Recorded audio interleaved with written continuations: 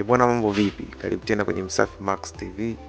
Nikukumbushe tu uweze kusubscribe, kulike na kushare na kubonyeza alama ya kengele ili uweze kuwa wa kwanza kupata taarifa pale tunapokuwa tumeachia video zetu mpya. Sasa bwana, inaweza kuwa umekutana labda na rafiki yako akakupa mchongo 1 2 3 kuhusu kupata pesa kupitia mitandao.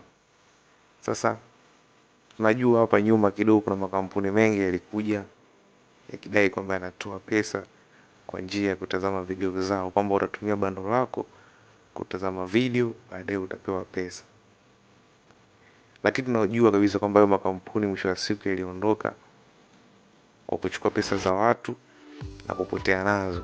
Sasa baada ya makampuni yakatokea na website kama 3, ambapo kuna kampuni ya kwanza PesaTube, TubePesa na DollarPesa. Sasa haya ndo makampuni yaliyopo sasa hivi na yenyewe yakidai kwamba yanawalipa watu kwa kutazama videos na mengine yanawalipa watu kwa kucheza games.